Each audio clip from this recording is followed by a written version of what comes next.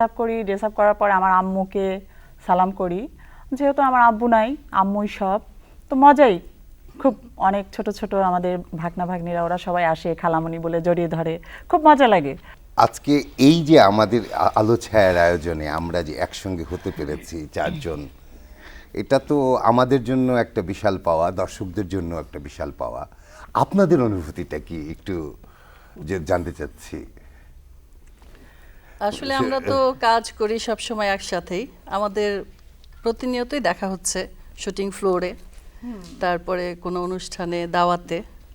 তো এই যে একটা আয়োজন করা, এখানে আমরা সবাই সবার মতো নিজেদের কথা বলতে এখানে আসছি। এভাবে কিন্তু আমাদের দেখা হয় না। হ্যাঁ, এই আমরা আমাদের একসাথে যখন দেখা হয় এইটাই। কাজের মাধ্যমে, কাজে যাই, হ্যাঁ রিনা কেমন আছিস, বাস ওই পর্যন্ত। কিন্তু আজকে মানে আমাদের অন্য কোনো কাজ নেই, এখানে আমার কাজ শুধু এখানে আসছি, আপনার সঙ্গে কথা বলবো, আমার দর্শকদের সাথে কথা বলবো, রিনার সাথে কথা বলবো, ওর সাথে দেখা হবে, এটাই আমার কাজ।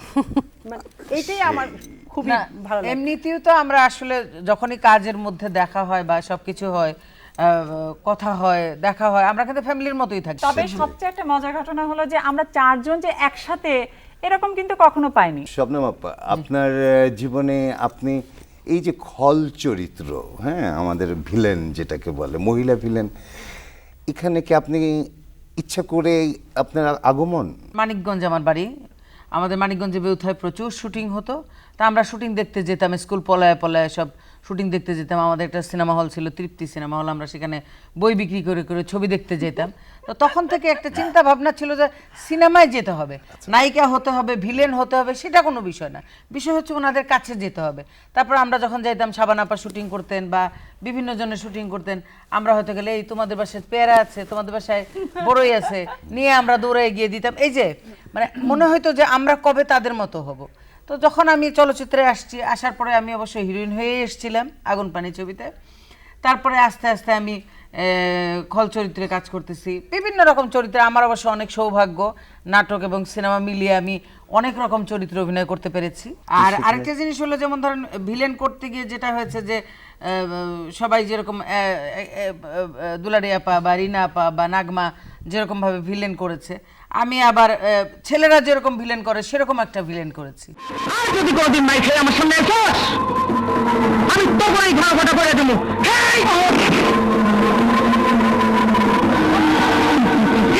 ইন্সপেক্টর, আমি আইতেছি, দেখুন কি কত বড় ইমানদার।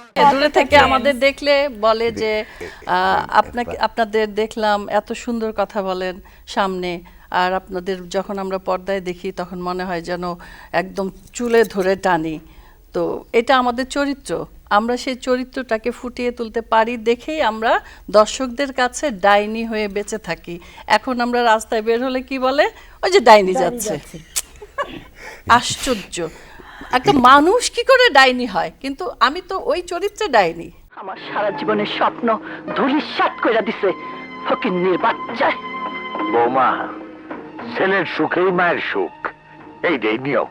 আপনি যান এখান থেকে, বাড়ি মুরব্বী হয়ে ফিরাইতে পারলেন না, আবার কথা কন। ইচ্ছা ছিল ক্যামেরাম্যান হব, ডিরেক্টর হব, কিন্তু এই পারিপার্শ্বিকতা অভিনয়কে এত ভালোবেসে ফেলেছি যে আর আমার ওইসব হয়ে ওঠেনি। আর আমি খেলাধুলা করতাম, এটা অনেকেই জানে, ফার্স্ট হয়েছিলাম অলিম্পিকে। তো প্রথম থেকে আমার একটু মারদাঙ্গা ভাব ছিল, আচ্ছা আচ্ছা, সাইকেল চালানো, এটা সেটা, সাঁতরানো মাত্রানো। এখনো আমি যে একটা মানে ভয়ঙ্কর নারী ছিলাম। শবনমের সাথে অনেকটাই মিলে যাচ্ছে, কারণ আমি তখন খুব ছোট, ক্লাস 4 কিংবা 5-এ পড়ি। আমার বাড়িতে সাভার, তো এখানে প্রচুর ছবির শুটিং হতো। তো আমার ছোটবেলা থেকে এই মানে তখন তো ছবি টবি দেখতাম না, আমাদের নিত না সিনেমা হলে। ওই রাজ্জাক, কবরী, শাবানাপার ওই যে পোস্টার যেটা কেটে কেটে খাতার নিচে রেখে দিতাম। তো স্কুলে গেলে সবাই হয়তো লিখতো, আর আমি ওই লেখা একটু লিখে বাকিটা ওই উল্টায় দেখতাম শাবানাপাকে, আর ভাবতাম যদি এরকম হতে পারতাম, আবার ঢেকে রাখতাম। তারপর এর মধ্যে একদিন আমাদের একদম বাড়ির পাশে একটা ছবি শুটিং গেছে, মালেকা বানুর ছবি। তো আমি স্কুল থেকে আসছি, দেখি শুটিং হচ্ছে, শাবানাপা পুকুরের মধ্যে, আর জাবেদ ভাই কলস নিয়ে গান টান কিছু হবে। মানে মূলত আমার ওখান থেকেই ফিল্মের প্রতি আমার কথা বল মা, কথা বল। আমি না, সেদিনের পর থেকে আমি লোহা দিয়ে লোহা আর হীরা দিয়ে কাজ কাটার অপেক্ষায় ছিলাম। তুমি হচ্ছ আমার সেই লোহা। আমরা জানতে পারলাম আপনি একটু ফাইটিং এই জন্য তো আমি একটু দূরে দূরে আছি। না না দূরে দূরে থাকবেন না, কারণ আমি হয়তো স্ক্রিনে আমি মার্শাল আর্ট, বাস্তবে কিন্তু আমি খুব ভালো, তাই না? একটুখানি আগেও রিনা আপুর সাথে আমার ভালো একটা সেটা আমাদের সম্পর্ক ছিল, সেটা বন্ধুত্ব। আমি অনেক খুব ভালো একটা মেয়ে, তাই না? আর যদি কেউ একটু তেরা বেগা করে তাহলে আবার ছাড়ি না। ভালো আমাকে আচ্ছা, এই যে আপনি তো চলচ্চিত্রটা মার্শাল আর্ট তো প্রথমে আপনার ওটা শুরু হলো। হ্যাঁ, প্রথম বলতে আমাদের এফডিসিতে, মানে আমাদের চলচ্চিত্রতে প্রথম মনে হয় আমি একমাত্র মেয়ে মার্শাল আর্ট ব্ল্যাক বেল্ট খ্যাত। এর আগে ছিল হলো আমাদের এক সিনিয়র আপু, তার নাম ছিল হলো মিশেলা। অনুকরণ আমি ওনাকেই দেখে করেছি। আর ফিল্মে আসাটা হলো আমার 90-এ নতুন মুখের সন্ধানে এফডিসি থেকে যখন নেওয়া হলো। তো তখন আমি ক্লাস 7-এ পড়তাম। খুব মনে হতো যে আমি মনে হয় পারবো বা করবো এরকম। তো যাই হোক, আমি ওখানে অডিশন দিলাম। অডিশন দেওয়াতে দেখলাম যে আমি টিকে গেছি। তখন মনে করলাম যে না, আমাকে দিয়ে মনে হয় হবে, এতগুলি লোককে আমি ফেলে রেখে আমি আসছি, অবশ্যই হবে। নাগ থাকে হচ্ছে শাকিব খান, নাগিন থাকে হলো মুনমুন, আমি কাল নাগিনী। মুনমুনও শাকিব খানকে ভালোবাসে, আমিও শাকিব খানকে ভালোবাসি। তাই এক নায়কে দুইজনে টানাটানি। তো আমি বলি, নাগ নাগ আমি তোমাকে ভালোবাসি, দেখো ও হচ্ছে কাল নাগিনী, আমি হচ্ছে নাগিন, তুমি ওর কথা বিশ্বাস করো না নাগ। নাগ তুমি শুধুই আমার, শুধুই আমার, আমি তোমাকে ভালোবাসি নাগ, তুমি আমাকে ছেড়ে যেও না নাগ। হতে পারে এরা খলনায়িকা, কিন্তু তারা আমাদের আলো ছায়ার নগরীর সুন্দর কিছু মুখ, যারা আমাদের বিনোদন দিয়ে থাকে। আমরা বাঙালি, বিশ্বজুড়ে আমাদের খ্যাতি আছে। আমরা হচ্ছি ভোজন এবং বিনোদন প্রিয়। ঈদ চলে গেছে, কয়েকদিন হয়ে গেছে, কিন্তু ঈদের রেশ এখনও আছে সবার মাঝে। ঈদের দিনটি কেমন ছিল, কতটা আনন্দময় ছিল, আর কারা কিভাবে ঈদ উদযাপন করেছেন তাই একটু দেখে আসি।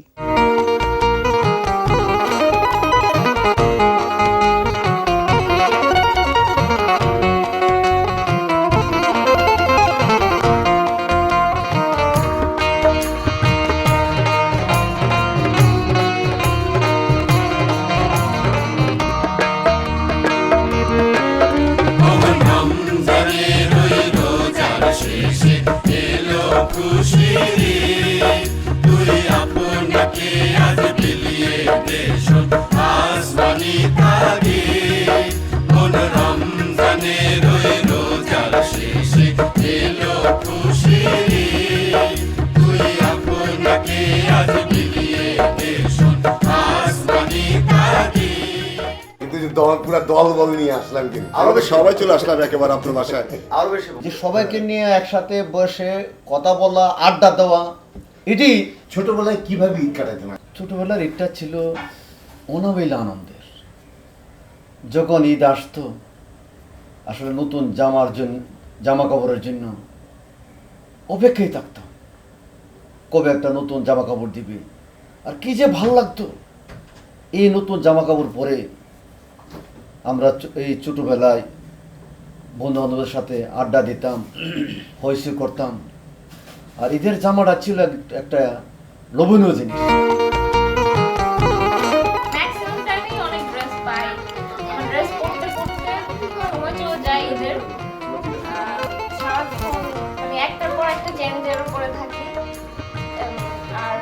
অনেক সালামি পাই, সালামি নিয়ে আমি অনেক হ্যাপি থাকি। আমি সালামি যেমন পাই, আমার ছোট ভাই বোনদেরও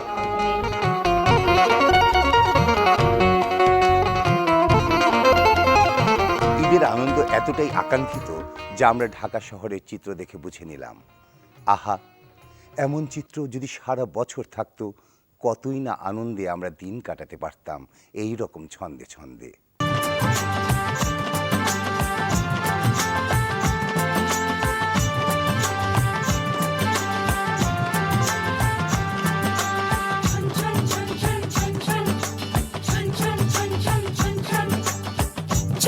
ঝুমুর নূপুর বাজে, মন মেলেছে পাখনা, থৈয়া থৈয়া তা ধিন না, থৈয়া থৈয়া তা ধিন না।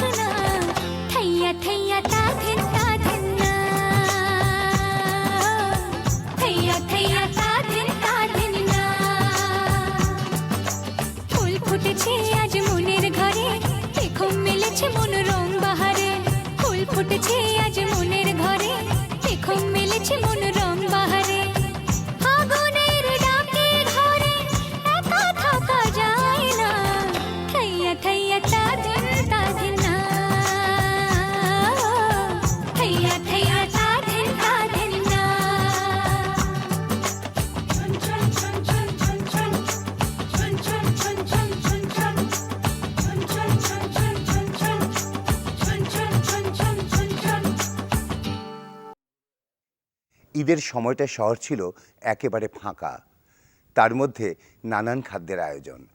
ঘরময় বলতে গেলে আবর্জনা স্তূপ হয়ে আছে, এগুলো নিরসন করতে হবে, তা না হয় রোগ ব্যাধির আস্তানা হয়ে যেতে পারে। এটা নিশ্চয়ই কারো কাম্য নয়, কিন্তু ঘরের এত সব আবর্জনা যে নিরসন করতে হবে তার জন্য লোক কই? শহর তো ফাঁকা, তাই এক ভদ্রলোক গিয়েছে কাজের মেয়ের সন্ধানে।